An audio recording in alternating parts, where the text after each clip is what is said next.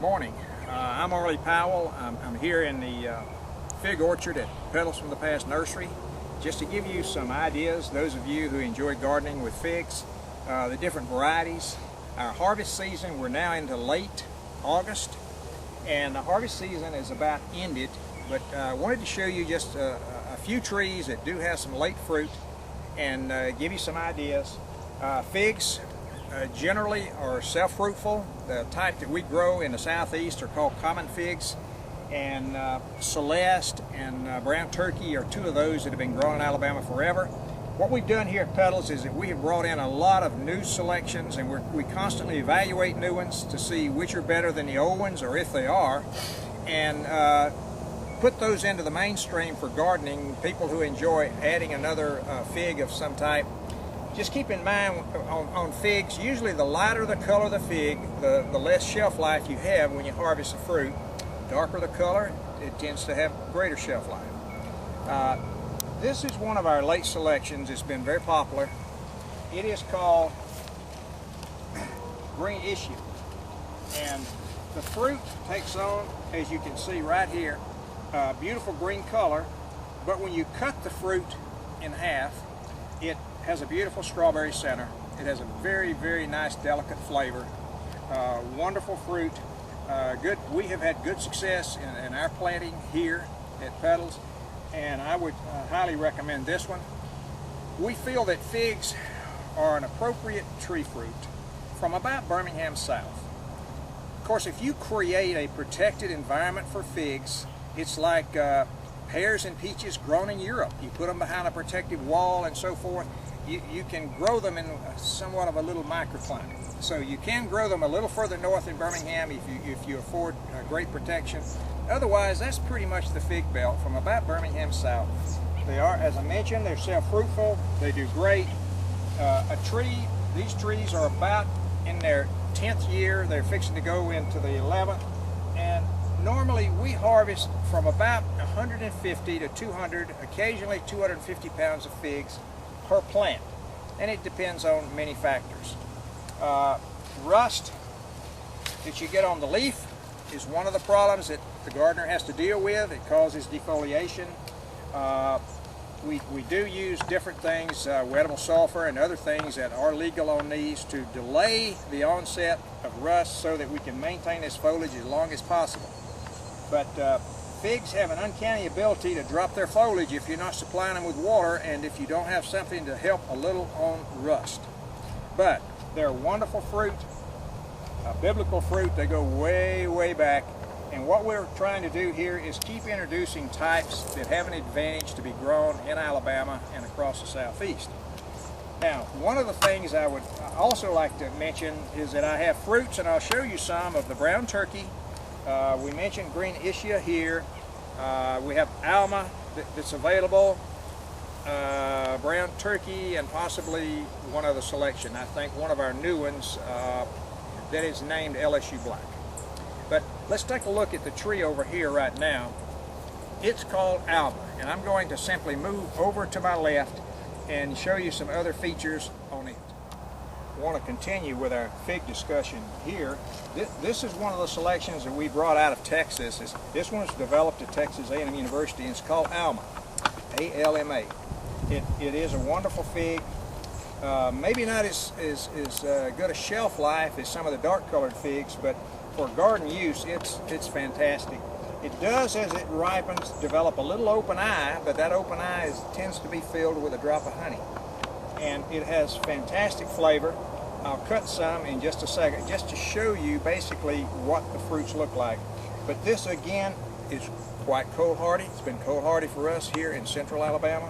It's one of those that in the fig belt, as I've mentioned, from say Birmingham south, it is one of those I would definitely mention and encourage people to grow. If you grow them north of Birmingham, as I mentioned, the more protection you can provide the tree, the more likely you are to get it to fruit at least some of the years when you have it. But normally these trees, our experience has been that we will get by here with temperatures of 5 to 10 degrees. The trees acclimate well. If it drops below that, then we can have some problems, and only varieties, maybe like Celeste, possibly brown turkey, will tend to come through. Alma is another one that can come through temperatures a little lower. All right, what I'd like to do now is to show you some individual fruits just to compare them so that you can see the differences. What I'd like to do now in the fig orchard here is to take some individual fruits that we have harvested from the trees and just to show you some of their characteristics. In this container that you see right here, green ischias are in this corner right here where I'm pointing. Next to it you have 2 Alma fruit. In the middle you have 2 what we call Monticello brown turkey. They are brown turkey, they're a wonderful fruit, but in addition, a little bit larger, and up here on the top, the very purple ones, those are Lsu Purple. And Lsu Purple may not be quite as sweet as some of the others, but it does have a nice flavor. It works quite well for us, and it's very productive. Now, among those that we are evaluating now that are new, this is one a little similar to Lsu Purple and Papa John, but this is called Lsu Black. And Lsu Black is quite nice, and what I'd like to do is to cut some of these and show you the individual fruit. This is Lsu Black, and when you cut it in half, what you tend to see is much like, now Lsu Purple will be white inside. This one is like a Papa John. Notice it has a beautiful light strawberry color on the inside. It also has what we call a nearly closed eye. The eye of the fig, it's very desirable that that eye stay closed so that little insects don't crawl in there and create some souring problems and so forth. But this is a very nice, tasty fig, a new one that we've been looking at, and we think that possibly Lsu Black will become one of our better fruit. Now I'd like to show you Monticello brown turkey. Again, a beautiful, if you left it on the plant, it would get completely brown. Very, very nice plant, fruit rather. And if you cut this, again, just like I cut the previous fruit, and open it up, notice it takes on a little bit of a honey type pink color. Not that deep strawberry, a little different. This one is a little bit more like Alma in terms of some of the flavor, but the flavor of the Monticello brown turkey is fantastic. It is excellent. And again, if you noticed when I cut this one, the eye is just slightly open, but not excessively.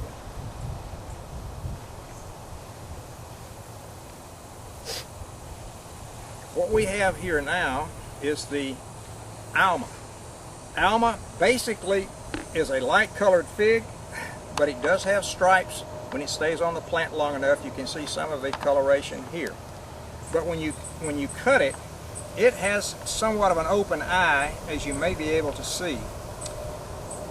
And that eye is filled with honey, and it takes on, as I indicated earlier, more of a honey type consistency, more of a honey color. But it is excellent in terms of enjoyment, in terms of walking up to a tree and eating it. And you can see at the entrance the eye is open, but this produces a honey that closes that eye, and it works great.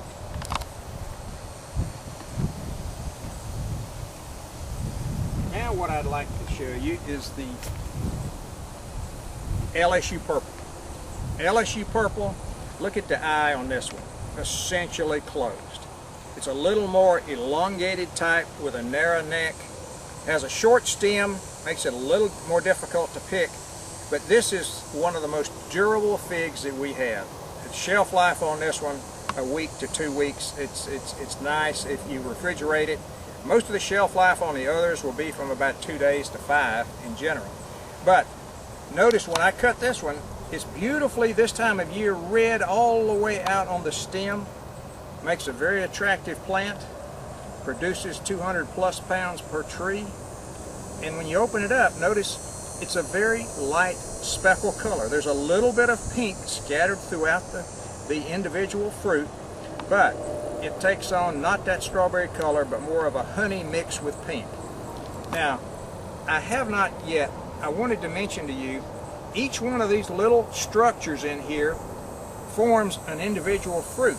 What most people call the seed is actually the botanical fruit, and if you took something and cracked that tiny seed, you'll find out in these figs, they're hollow, because this fruit is technically seedless. It's just the fact that the little structure that looks like a seed there is a portion of the fruit that remains firm, and consequently you think you're eating the seed. But each one of these little structures, this is a modified stem called a synconium, and each one of these little structures is a fruiting structure that can produce, if you will, if it were fertilized, produce a seed and or a fruit. But what you're calling the seed is actually the fruit of the fig. But as I mentioned earlier, these are common figs. Pollination's never needed. One plant right by itself works great. Now the last one that I've got is one of the prettiest figs around. The outside maybe not quite as pretty as some, but that beautiful green fig is Greenisia. It goes from a deep green, light green to a greenish yellow. And this is pretty much a ripe one.